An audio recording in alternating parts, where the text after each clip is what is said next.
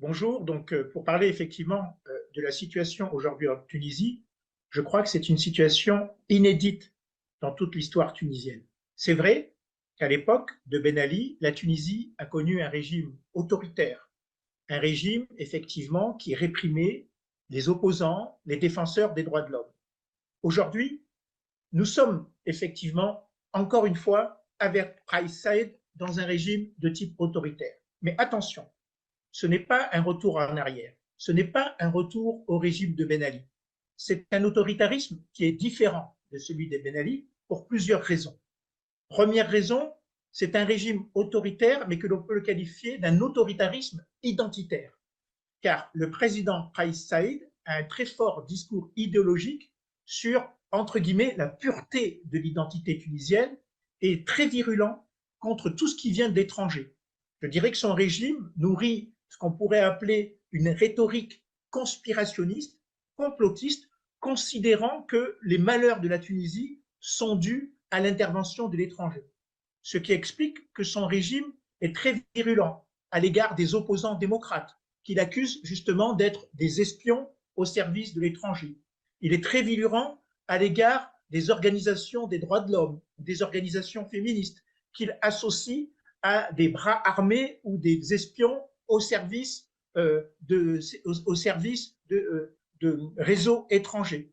Il est très virulent également à l'égard des étrangers qui peuvent vivre en Tunisie. On l'a vu ces dernières semaines, le discours très anti-africain contre les migrants africains, voire même contre les Noirs tunisiens, où le chef de l'État, Kais Saïd, a développé un véritable racisme.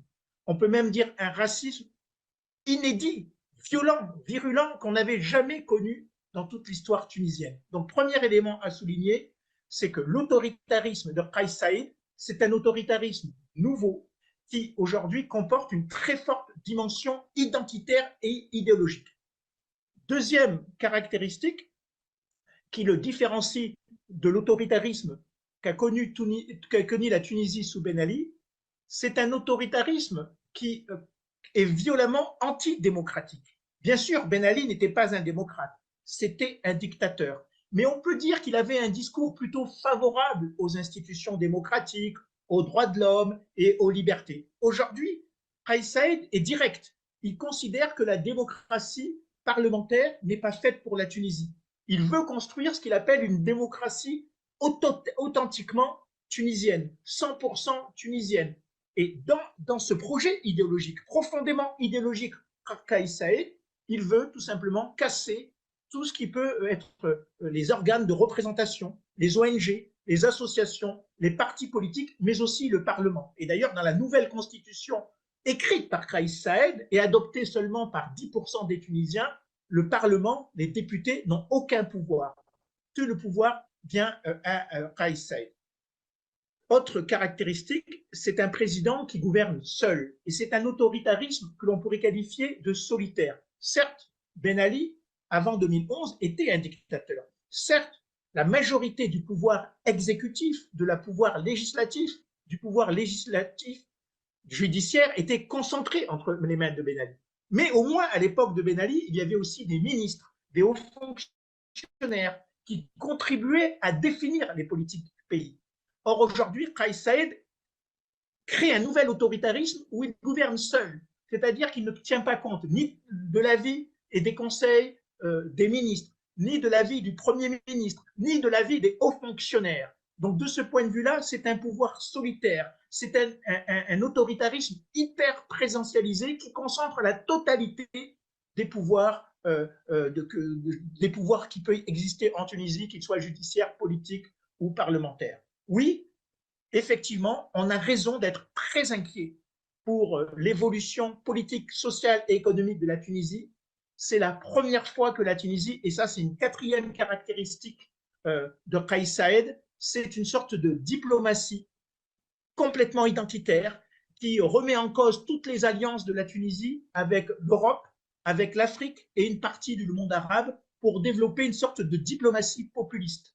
D'ailleurs, Kais Saïd ne cache pas qu'aujourd'hui, il veut remettre en cause les relations diplomatiques traditionnelles de la Tunisie celle qui avait été bâtie pendant 50 ans et qu'on pouvait considérer la Tunisie comme un pays du juste milieu diplomatique entre l'Afrique et le monde arabe, entre le monde arabe et l'Europe, un juste milieu diplomatique qui contribuait à faire des démédiations entre les différents pays du Maghreb. Or, tout cela, Kais Saïed l'a cassé. Il fait une diplomatie solitaire, une diplomatie qui est en train véritablement d'isoler la Tunisie sur le plan international.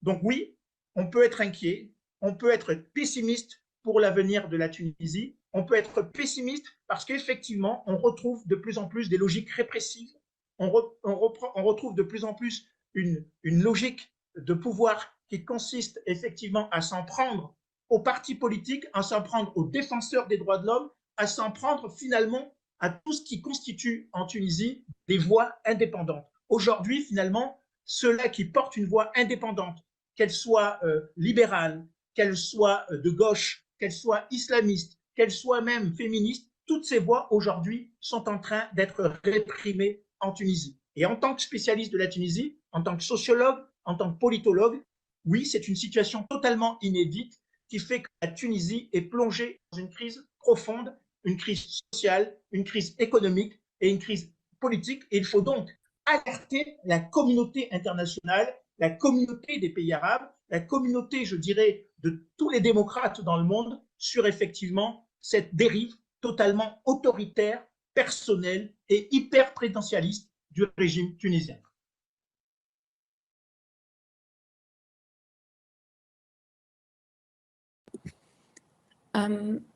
Thank you very much, Vincent Gessier, a French sociologist and political scientist.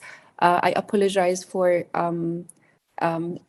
saying another name, actually, when introducing you. I got the names mixed up.